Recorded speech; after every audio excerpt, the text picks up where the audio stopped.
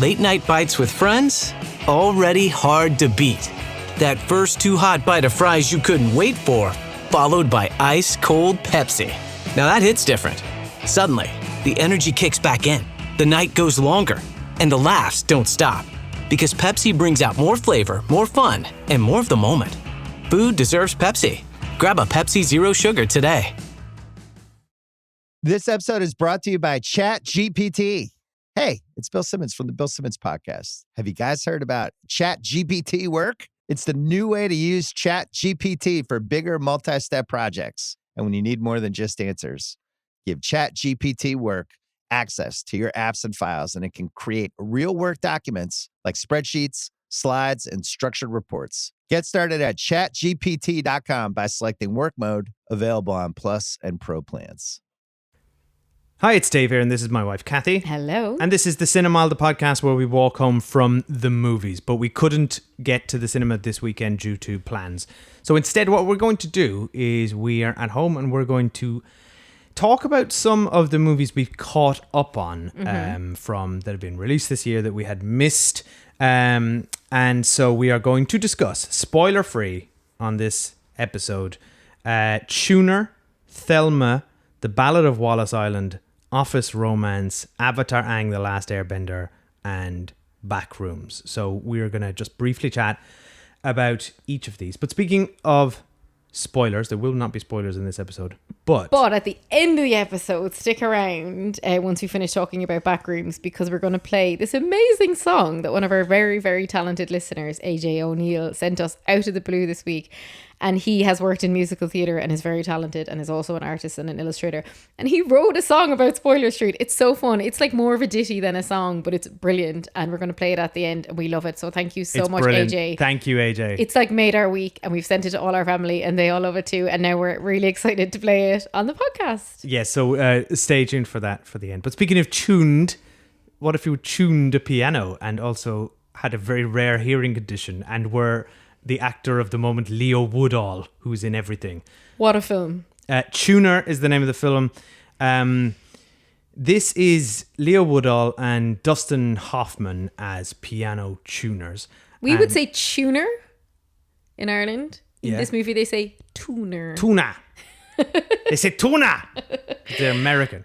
This movie is about a young man who is kind of an apprentice piano tuner, or he's long in the tooth at this stage, I guess. Dustin Hoffman is his a much older colleague, mentor, and Leo Woodall's character realizes that because he has a very rare hearing condition that makes him very sensitive to sound, and he's very good at tuning pianos. He has perfect pitch, and all of those skills make for the perfect safe cracker. So he discovers that he has the ability to crack safes, and that becomes a very useful skill when money is required. And this is like, it's a film that had completely passed us by in the cinema. We've since watched it online, and I don't know how it's passed us by and everyone by, because it had a very short run in Ireland, like to the point where we couldn't get to it. But to me, this is like an Oscar movie.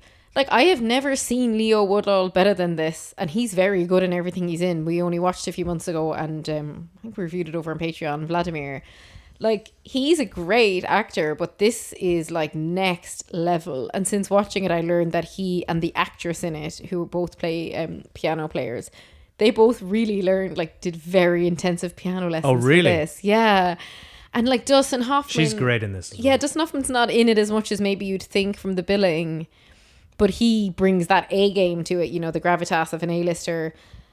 To me, if this movie had come out 20 years ago, this would have been nominated, and maybe it will in next year's Oscars, but it won't be. This would have been up for all the Oscars a few decades ago, and now it's just come and gone. So if anyone who can catch it, it's available on demand now. You can buy it and possibly even rent it now.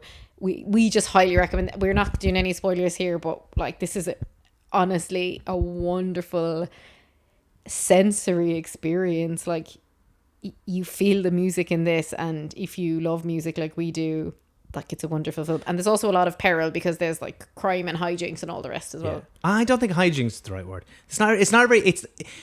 I kind of went into this thinking it would be a crime heist. Oh, it's not like Ocean movie. 11. No, it isn't. No. It's actually a very kind of very small. Actually, it doesn't have big stakes. It's not a big heist. It's actually quite a small, quiet film. There's still a few hijinks, and it's got a little bit, but it's got. I think this movie has so much heart. I really, really liked it. I think it's quite romantic. Like there's actually a point in this film where I was like, it's the best meet cute I've ever seen in any rom-com in my life. These two have chemistry. Leo Woodall seems to have chemistry with everyone, and we are.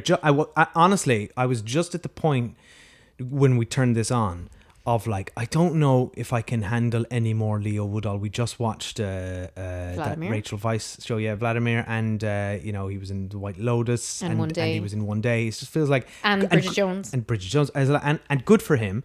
But I was like, I think I'm tapped out of Leo Woodall, and he's like at Pedro Pascal levels of and Anne Hathaway of the moment of just being everywhere. But then as soon as I got into the movie, I was like, oh my God, this guy is a star. This is the best role he's ever had. It is a brilliant, beautiful, subtle, quiet performance. It's his movie and he's very good in it. He's amazing. Speaking of Anne Hathaway, we are going to see that movie where a dinosaur ends up at the end of a road next week. That will be the review next week. We were supposed to go this week, but we couldn't make it. What's next? Let's talk about the movie Thelma. So Claire, one of our patrons, actually recommended we watched this. Thanks, Claire. And also, this one's not this year; it's like 2024, I think. But 2024. Again, we think it's one that we wanted to recommend because, like ourselves, we think a lot of people haven't heard of it. Yes, exactly. And I had only heard about this tangentially, but we were looking specifically. The requirements we put out on the Patreon was we were spending the night at my mom's house, and it was just me and Kathy and my mom. And I gave thank you to all our patrons for all the suggestions that they gave us. Really good. But I said, please give us a movie from my mom. She likes crime thrillers, cop movies, and things like that. And I think everyone must have thought my mom is much older than she is. She's not 94. But we got this movie as a recommendation, and it's on Netflix. It's from a couple of years ago. It's called Thelma. It's about a 94-year-old woman played brilliantly by the wonderful June Squibb, who was 94 shooting this and looks well for 94 too. She is she's mobile and how did she make a whole movie and do all the things she does? They must have shot like 2 hours a day with her or something. But she's a character actress that steals every movie she's ever been in. But actually, I've rarely seen her in like a lead role like this. This is such a laugh, this film. We laughed a lot. This is a caper. There's hijinks in here. Yes, this is the caper. Yeah. It's also a lot of heart. Also has a young man who was in season 1 of White Lotus, whose name escapes me now. Fred Hetchinger. Yeah, and there he plays her grandson. And also has, of course, from season 3 of White Lotus, what's her name again? Oh, Parker Posey. Parker Posey. Also, a lot of White Lotus daughter, around. But this is basically, if you're looking for like a really heartwarming laugh about with an amazing character, and actually is genuinely lovely, like family film. So I would say across all age ranges. We haven't sold the premise of this, which is amazing. So this is about a 94-year-old woman called Thelma, who is scammed by a phone call, pretending to be her grandson who is in urgent need of money, and she mails $10,000. She gets done by this scam.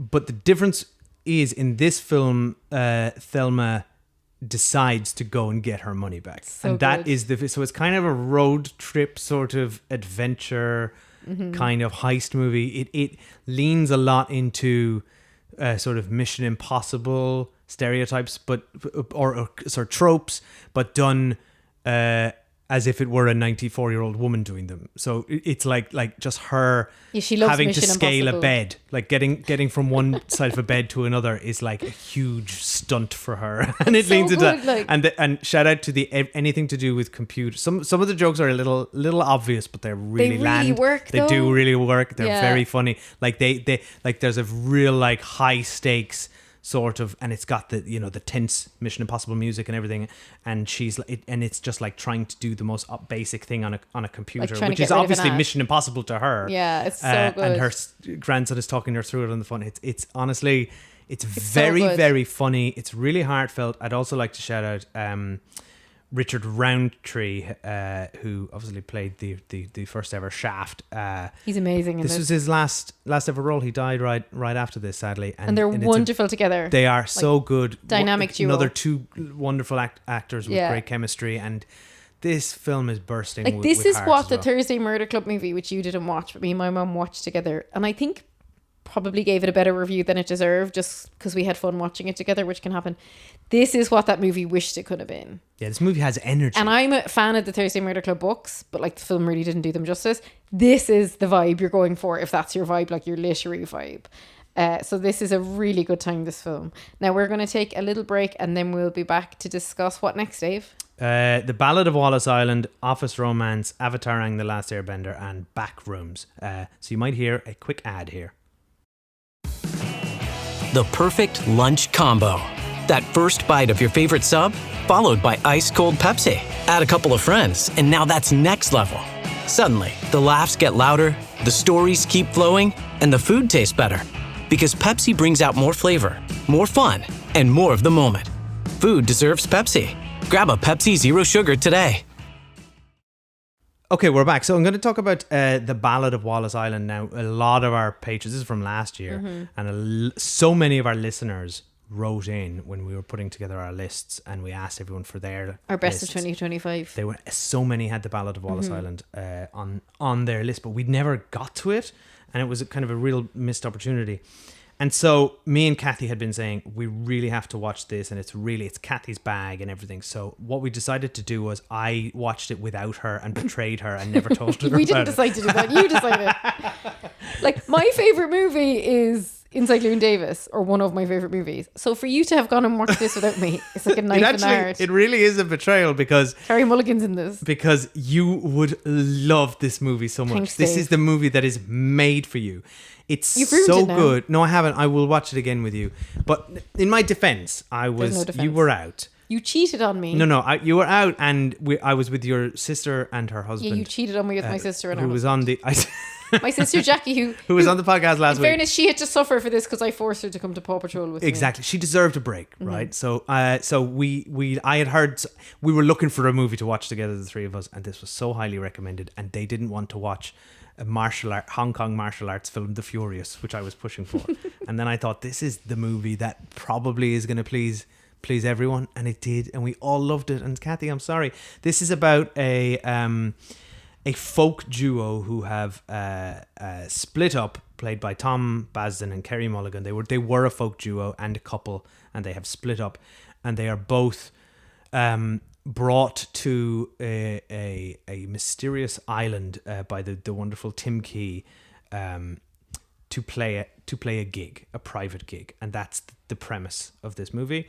It was written by Tom Basden and Tim Key.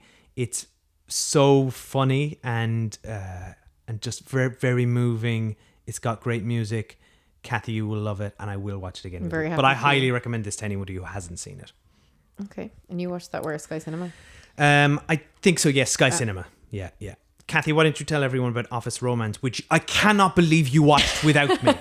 When I specifically said that I didn't want You to said see you it, never and I wanted to don't watch. care. And I won't wanted watch us. it. I wanted us to do Office Romance like as an actual like cinema episode, but Dave didn't want to watch it. So this is the movie that many people will have seen already. This is not an undiscovered gem. This is Brett Goldstein and Jennifer Lopez. They did a huge press run on it. I believe he wrote it. I am a fan of his, and I really like his work. I think he's great in Ted Lasso, and the bit of Shrinking that I watched I thought was very good, albeit we don't watch Ted Lasso anymore because we got sick of it. However, and I'm a big J-Lo gal as well, I was very disappointed by this film, and this is rare for me. I actually didn't finish it.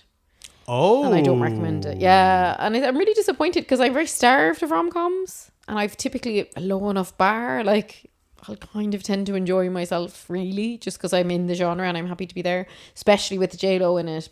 And they've very good chemistry, I'll say. I thought they were really good together. But what this film made me miss is like the rom-coms of old. Like actually Notting Hill came to mind for me. When like the really good Richard Curtis rom-coms of the 90s we always had a very richly populated world and characters around the two leads that were falling in love. This film is like the way, you know, often Netflix stuff is just very bit stripped back, a bit 2D. This film really just has Brett Goldstein and Jennifer Lopez in it. Which eventually, I just got bored of it. There's no like quirky side characters. No, there's one quirky character, one third character who's like pregnant throughout. And then, so they have very good chemistry. And when they got together, I legitimately thought they were like quite hot together. And I was like sort of into it. The jokes weren't making me laugh. He's using the C word all the time, which I'm like, I got that in Ted Lasso. Like, I don't particularly think that's funny. Is he just playing kind of Roy Kent again? It's kind of that, but like he's more of a posh version of him. And like he's very good and she's very good. I just got really bored of all the cunt stuff and I just thought, whatever, like maybe this is shocking to Americans, but it's over here. I just would consider that dull to hear someone saying it over and over again. Yeah, like we all say it here. Yeah, we say it all the every time. day. I say it to the kids at breakfast. But where I actually turned off the film was the pregnant character goes into labour and they do a shot of her like vagina as the baby's coming out. And the last time I've seen this done in a film was in Knocked Up. Where, to be fair, it's appropriate because, like, the whole film is about the pregnancy, right? Yeah. Makes sense. And Knocked Up, they do that. Here, it was out of nowhere. She's this side character that I never cared about. The camera gratuitously lingered on it as if the gag is, oh, this is what happens when someone gives birth. And I'm not... It was played for laughs, kind of. Is that what you think? I don't know. And I'm not a prude. And, like, anyone who listens to this podcast will know I'm not. But I thought, fuck off. That you think that's... What's the joke? What is the joke? Because everyone in this world either came out through a vagina or a stomach was cut open to let them out. So what is the joke of a baby coming out of a vagina? What's the gag? What's that got to do with the movie? So you felt like the movie was like beat, pause for laughter. Like it was edited like this is funny that we're showing you side characters' vagina. It was out of nowhere. It's like you're watching Notting Hill and next minute you're looking at a vagina. Like there's like, wait...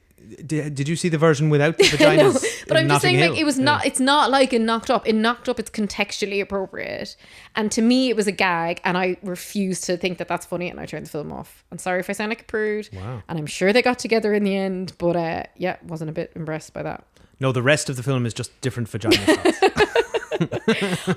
love to hear from listeners. Like, write in, let me know what you think, because I legitimately was like, what am I watching?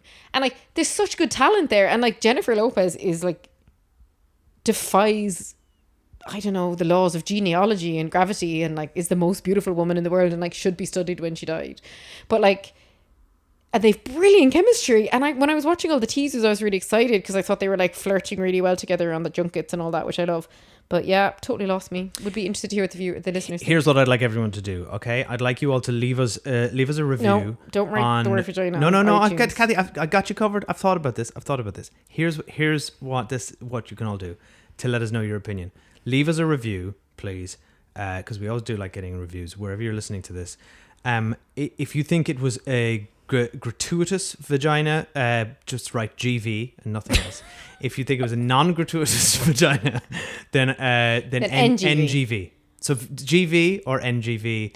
Well, to me, like, gratuitous or not, I don't care about gratuitous nudity. It's like, what's the joke? So, okay. It's the punchline that this is what women's genitalia looks like, so and this is what babies look like. So WTJ. No, stop it. GV. Don't do any of that. Anyway, I'd love to know what the joke is because I personally didn't get it, and I'm certainly not interested in watching any more of that film. Excellent. What's funny is that now I want to watch it.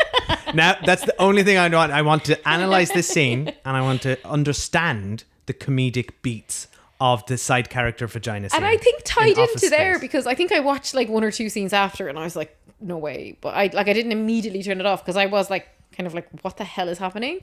And then like the next day the character came in to work after giving birth and she had 3 nannies. And Brett Goldstein comes up and he's like, who's this little cunt? Basically. No, but he was like, oh, is this like a searing look at like the lack of maternity leave and like social blanket for women in America? But no, that wasn't it either. So I just don't know what was going on here. Like, I don't know why they couldn't just have had the office romance and like other more interesting side plots be happening at the same time. I meant to ask, what's the plot of this movie? They're not. She's the boss. She's the boss and he's her subordinate and they have a romance. Yeah. And they're not supposed to, right? Yeah, because not CEOs aren't supposed to sleep with their staff. Okay. Well, that's that's not the most interesting setup for a... And no, it was set up pretty well. Anyway, we're talking about it for too long now. There's a great opening scene where he does a deposition that I was loving because it was like real lawyer shit. Oh, they're lawyers. He's playing a lawyer. No, he's her lawyer. And I was like, oh, it's going to be kind of like a legal thriller, but that all fell away very quickly. Honestly, like it's a mess. That's what I think anyway. Right. Okay, what are we talking about next? Next, we're talking about Avatar Aang, The Last Airbender. This is an animated film on Paramount Plus now. That Dave did want to see in the cinema, but it got pulled. I know. It was supposed to come out and then they pulled it. They blamed it on the fact that the entire film was leaked on X.com, the site formerly known as Twitter, which is the platform for everything that everyone loves and has no racism. The X is such a joke now that it's apparently this movie was up there for like 48 hours. The fact that a whole with movie, an entire movie that was stolen and leaked before release, was up on X for 48 hours in a tweet. How I don't even understand how they fired all their moderators. But how could a video be that long on Twitter? Like that's the bit I don't understand. It's because it's free speech. Right. Yeah. Anyway, they didn't. Anyway, I don't think that's why the film. No, I don't think so either. I think Paramount is obviously going through a huge merger and is owned by fascists now. And this is a loved, very beloved property, but it's just not huge. Like they wouldn't have got bums and seats. Well, not like. It's a question which I've been asking myself, and I don't know because. Hollywood keeps making assumptions about movies that cinemas, and then you see like the number, like one of the top 10 highest rated films or highest grossing films of last year was an anime movie I've never heard of, based on a TV show in UK and Ireland. Yeah. Oh wow! No, I didn't know that. So I don't even remember the name of it, but like if you can get a fan base to the cinema who'll turn out for it. And I suspect that Avatar's so popular. Avatar: The Last Airbender. Yeah, this is not James Cameron's Avatar. Enormous fan base of which I'm a part of, and I love this property so much. I'd have turned out for it, and I'd say many would have. So and our kids love it now because why not a lot just of stick it in there. Yeah, a lot of like people like our generation will have now brought their kids into it as well. And by the way, I am a fan of Avatar: The Last Airbender, and I do like it, but like I wasn't bothered to watch this film. So tell us about the film, Dave. Okay, well, it is set in the. Sorry, I watched the first 10 minutes. And you fell asleep, but it's not for you. That's cool. But I was like, oh, Aang's hot now. Aang is hot now. Was not expecting that. Aang is a babe. So now. very briefly, Avatar: The Last Airbender is a world in which there are airbenders, waterbenders, firebenders, and earthbenders. It's in a fantasy world. There were 3 seasons of this wonderful show about 20 years ago, following a group of kids, and one of them is the Avatar who can control all 4 elements and brings peace. And now this movie, and he's Aang. So now this movie... And then there was The Legend of Korra. That's right. There was a sequel series who was the next Avatar. There's one every generation. And our kids love it. And there's going to be another one coming out in October, if anyone doesn't know, with the next Avatar. I love this universe. The creators have set up their own studios called Avatar Studios, and I'm so excited that they're producing stuff like this. But sorry, the whole Avatar thing's redonkulously confusing now. Yeah, because you've got James Cameron. Because all they work on is their Avatar, and all James Cameron works on is his Avatar. Did you see this week James Cameron hinting that he might do something else? I mean, he really should. Yeah, apparently he got a big chalkboard out and started writing ideas, but it has to be something that will make a difference. Are you serious about the chalkboard and the ideas? Yeah, apparently something like that, or a whiteboard or something. I thought he just lived in a water tank now. Just I think that's probably the whiteboard is just pictures of fish. It's like, you can film movies like on land. And he was obviously on a submarine. That's where his whiteboard is. Yeah. It's down at the bottom of the ocean. Anyway, so this is the first ever Avatar feature-length movie. No, the first feature-length animated movie. They made a live action. Oh God, you're right. M. Night Shyamalan made one. Which I never saw and refused to watch, but I've heard is awful. And by the way, I also refused to watch the live action TV show, which doesn't have the creator's blessing, and we're digressing. It's supposed to be awful as well. This movie that is available to watch now is the characters of the Avatar: The Last Airbender show as grown-ups. So time has passed, and they're grown-ups now. And Aang's a babe. And Aang's a hot. He is hot. I'll give you that. They go off on a feature-length movie adventure with some new characters, including one voiced by Dave Bautista. I really enjoyed this movie. I loved it. The kids really liked it too. The kids really liked it. We had a great time together.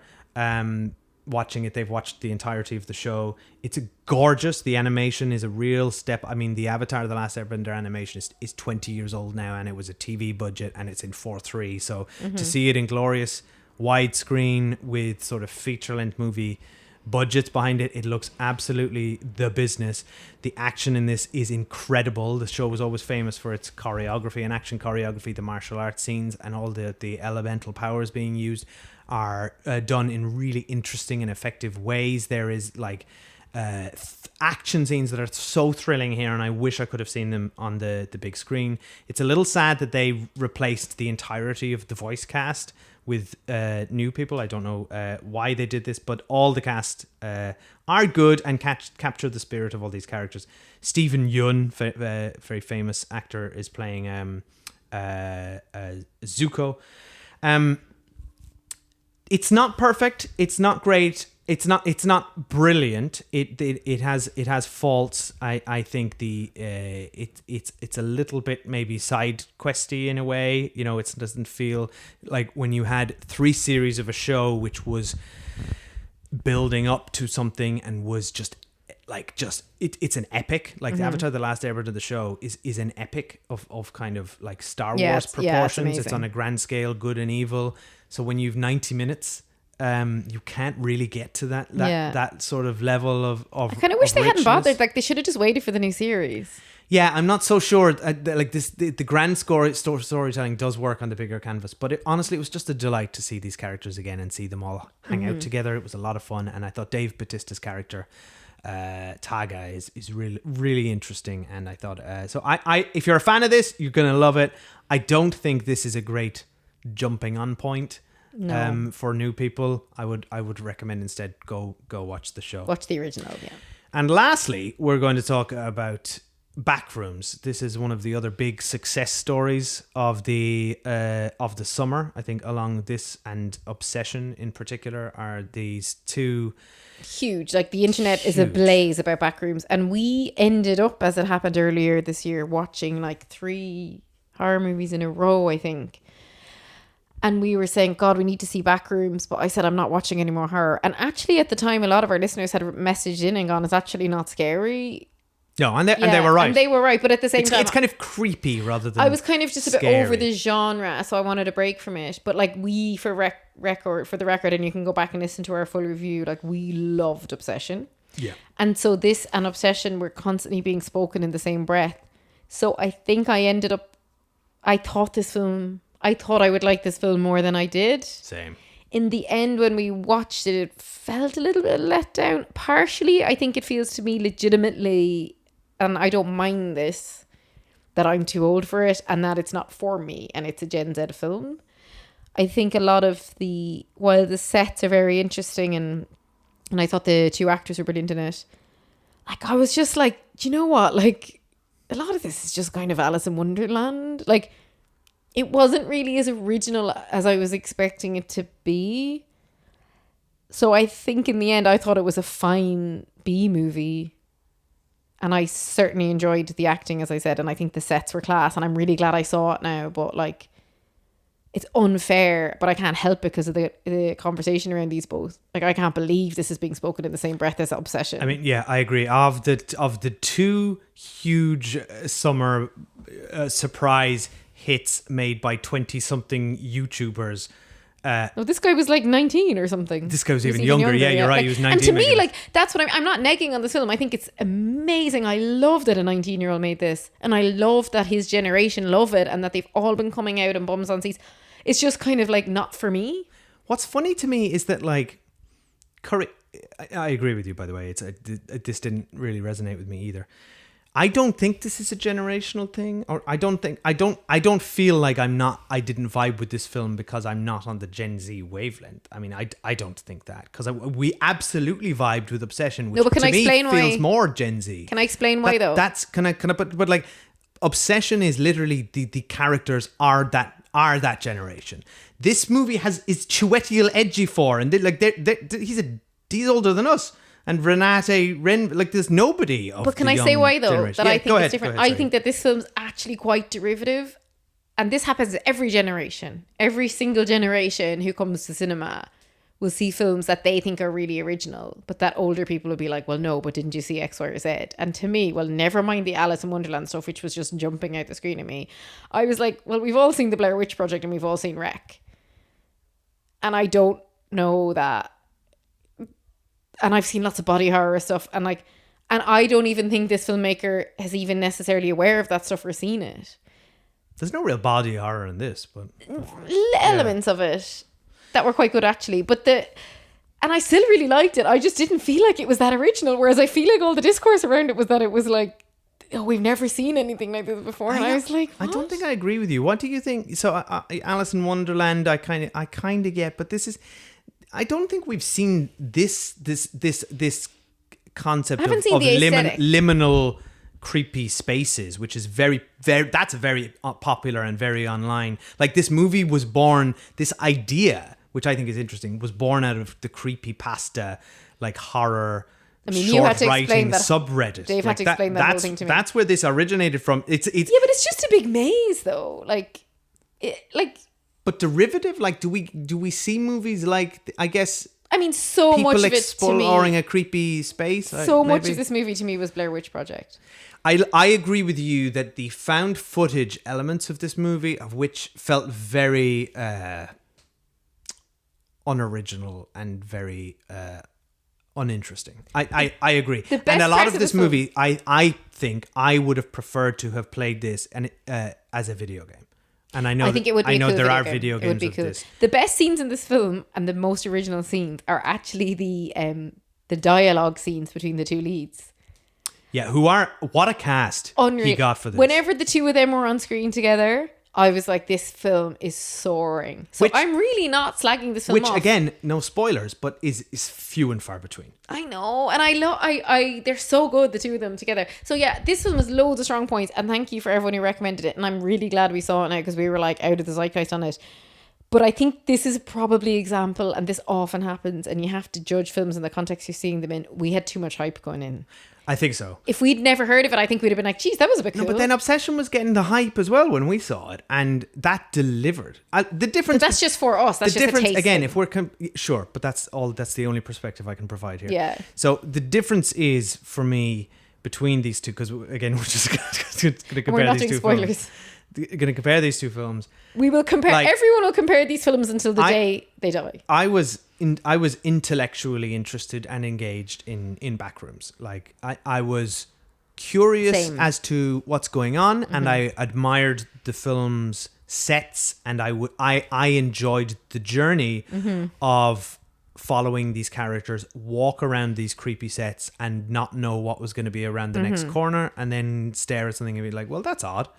And I found that quite a pleasurable experience. Yeah. I felt like the A24 psycho sort of psychological thriller trauma stuff felt quite undercooked here to me, and I felt like, hey, we've got this cool, like, visual aesthetic that's very popular. Yeah. What now? But wait, we need a plot. And characterization. The aesthetic is cool. Like, the aesthetic's awesome. The aesthetic's fabulous. But that's all this film is to me. So I didn't emotionally engage with any of these characters. I didn't give two shits. I admired the acting because they're great actors. Yeah, they're amazing. But I just felt like I don't care. I don't care what happens to these people, and I don't like them. But Obsession, I was in it. Oh my God, I was obsessed. In it with these characters, and you are feeling things. I am feeling hatred towards our protagonist, and I'm also feeling like you flip kind of back and forth between empathy and revulsion at what's happening, and fear, and like that movie is a banger. What I mean, look, we're well documented with being obsessed with Obsession, but what I love about Backrooms and Obsession, but like, I think it's so fun that like these movies outgrossed a Star Wars this summer, because Disney can F off. Yeah, fuck off. We've had enough our reheated TV show Star Wars. Eat up your Star Wars TV dinner. Like, Disney, you can be original. Our 8-year-old watched Up yesterday, and we watched a bit of it, and we were reminded how amazing that film is. Oh my God. Do original films. Stop giving us like Like, everyone basically said The Mandalorian was like, basically should have just been like the third season of the TV show. Like, who was going to come in for that? By the way, we should say we haven't seen it, so it. can't judge. So I love this about Obsession and Backrooms, and I'm thrilled for them. And I think it's amazing that like a guy in his teens made a feature-length film. By the way, who got to even cast these two Oscar nominees? Like, how he got them in the film. And by the way, I think he did a great job. He did a great I think job. Backrooms is really like... Sorry, when I was 19... Really well presented. I can't believe a 19-year-old made When this. I was It's 19, very I impressive. couldn't like do my basic whatever like admin job I was doing on the weekends without like having a massive hangover and not being very good at it. Like, I am incredibly impressed. So this is not me negging on the film. It's just our reaction to all the hype was just too much. No, for us. I'm with you, Kathy. I'm like, I will hunt. Even though I didn't connect with Backrooms, I am so happy it exists. Yeah. I'm so happy it's been successful, and I would much rather 100 interesting different films, many of which I don't work for me, rather than the same old shite which we're getting again and again every year. And this feels like a turning point. This feels like the moment where the doors are opening for a new generation of filmmakers, where the tired, old, lazy and safe expectations. No, sorry, to point out that they're still two white men though. The only thing diverse here is their age. Okay, agreed. But like my point is, the Hollywood needs a shake-up, and it can absolutely. and it's getting. And you know what happened this summer? And the other thing that shook them up is that it shook up all these presumptions that people only turn out for IP, that and the Gen Z don't go to the cinema. Like, they can fuck right off. Gen Z turned out this year. Like crazy. They'll come if for interesting things. But then, do you know what happened is, all Gen Z came out for Spider-Man, made it the most popular movie ever made. So now the execs Spider-Man is an we need more Spider-Man. I know. They're going to learn all the wrong lessons. They go, we need more Spider-Man. And you know what we need on TV? More hockey. Do you know what it'd be? Exactly. Yeah, because hockey was what people loved about heated rivalry. Like, they figured it out. Heated rivalry. We've done a whole episode on Patreon. We're obsessed. Off campus, I actually did one on our main feed as well. You can go and listen. We're brilliant shows. Both happen to have hockey in them. Neither are successful because of a hockey. But like, they're successful because there's a relationship at the center of it that you care about. Yeah, like both have two leads that you really care about their relationships. But that's not what's been taken away now. Anyway, so much fun to go all these two movies spoiler free. A nice halfway point for us in the year. We usually only do this at the end of the year. And we are now going to sign off with the wonderful Spoiler Street ditty from our listener AJ. Thank you so much, AJ. And thank you everyone for listening. If you did enjoy this podcast, please do rate and subscribe in Spotify and Apple Podcasts. It makes a massive difference. And I've said this before, but like, the number of ratings we have don't match anywhere near the numbers of listens we have. And I know it's like, a little bit of a chore to do it, but we would hugely appreciate it. Come over to Patreon. We've actually just recorded an episode like this, which we do regularly, where we kind of go through spoiler free on all the TV we're watching at the moment. If you're interested in that, there's a 7-day free trial, and it's also on Apple Podcast subscriptions. Remember, GV or NGV. Okay, no, don't. Right. Thank you, AJ. Nice and leave 5 stars. Thank you, AJ, for this brilliant ditty, and thank you everybody for listening. And listen closely to AJ's song, because there's actually a cúpla focal oscuelga there, which means a few words in Irish. Honestly, the lyrics you put together, AJ, for this are very clever. We really enjoyed it, and thank you again. Yeah, and we you so hope much. you all enjoy it too. And we'll see you next week for the movie about the house that moved and there are dinosaurs. Bye. Bye. The lads are casting pod and there's a half a mile to go. Try this or rewatch Blackbird, the people need to know. Apace we turn to the place we learn what the marketing kept discreet. You can't unsee the things that be revealed on Spoiler Street. You can't unhear the things that we're gonna squeal on Spoiler Street. So watch it first unless you're thirsty to be spoiled, yeah, feckin' cheese. On Spoiler Street. BG Karamak. This episode is brought to you by Love Honey. Relationships can be messy, chaotic, and here's something nobody really says out loud, but everyone knows. Sometimes other people are just a lot. The situationship that's been situationshipping for 6 months with no resolution. The date who was perfect on paper but insufferable in person. The person who texts back eventually, having clearly not read what you actually said. And at some point, you just decide, not tonight. Tonight, I am taking myself off the market entirely. Plans cancelled, door locked, phone face down. This evening is for me and nobody else is invited. This is actually a radical act of self-prioritization, choosing your own good time over waiting for someone else to maybe, possibly, if you're lucky, deliver one, which is exactly what Love Honey is about. Your pleasure on your terms. No compromises, no mixed signals, no emotional admin. Just you actually having a good time. Love Honey, because you deserve a good time without the admin. Find them at lovehoney.co.uk. This episode is brought to you by ChatGPT. Hey, it's Bill Simmons from the Bill Simmons Podcast. Have you guys heard about ChatGPT work? It's the new way to use ChatGPT for bigger multi-step projects. And when you need more than just answers, give ChatGPT work access to your apps and files, and it can create real work documents like spreadsheets, slides, and structured reports. Get started at chatgpt.com by selecting work mode, available on Plus and Pro plans.